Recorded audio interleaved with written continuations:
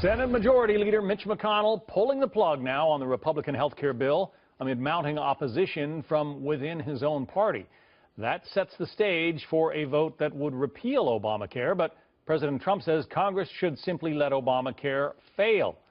Joining us now for reaction, one of the 4 GOP senators who has opposed the revised health care bill, Utah Senator Mike Lee.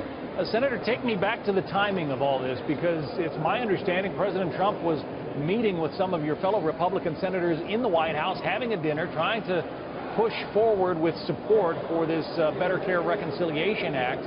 And all of a sudden, you and your fellow Republican Jerry Moran come out with your opposition that essentially blew up the chances for passage of the bill in the Senate. Why do it then? Why announce your opposition? I've been studying this bill, which was first released to us on Thursday over the weekend. What I concluded over the weekend is that this bill doesn't do enough to comply with the promise Republicans have been making for the last 7 years. We've got every Republican who's campaigned for any federal office, House of Representatives, U.S. Senate, or the presidency, who has campaigned on the promise of repealing Obamacare. Obamacare has made health care unaffordable and inaccessible. We've got to undo it. It's what we promised for 7 years. Now we have to do it. This bill didn't do that. Okay, so the Majority Leader, Mitch McConnell, has said he will call for a vote that simply repeals Obamacare, like the one that passed the Senate in 2015. Would you vote for it? I will vote for any bill to repeal Obamacare. What we do matters, and this is what I have been calling for months, is that I would love to be able to repeal Obamacare. We bring up a bill that does that, and only that.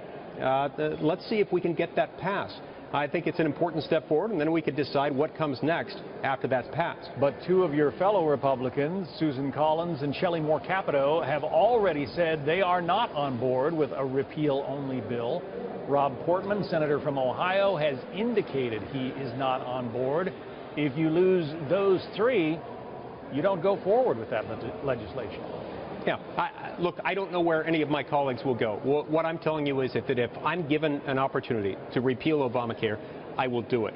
And it would surprise me if we were not able to do that. That would be a sad reflection on our party, given that it's what we have campaigned on for the last 7 years, and it's what we ought to do first. The president has said that Republicans should repeal failing Obamacare now. This was his tweet this morning. Work on a new health care plan that will start from a clean slate. He says Democrats will join in. Are you confident that they would? That ultimately will be up to them. I don't speak for them. I certainly would hope that they would have been disappointed to this point. They've chosen not to participate in this process. Those who have spoken out on it have, as I understand it, said, we don't want to be part of anything that repeals any part of Obamacare. Okay, well, if that's the case, let's move that obstacle out of the way by repealing it and inviting them to join in the discussion as to what comes next. You know, voters gave you and your fellow Republicans control of the body in which you serve, the Senate, the House, as well as the White House, largely on promises that the Republicans made, that you were going to repeal and replace Obamacare. It looks like that is not going to happen, at least not in the near term. So when you go home to Utah, what do you say to the voters? Well, what I say is that is exactly where I want to go. I want us to repeal Obamacare. It's what we've been saying for 7 years. It's what the American people demand. People have seen health insurance in many cases become the single most expensive payment they make every single month. And in many cases, people have health insurance that they're no longer able to use. They can't afford to use it because of the high deductibles. This is an urgent problem, and it demands urgent action.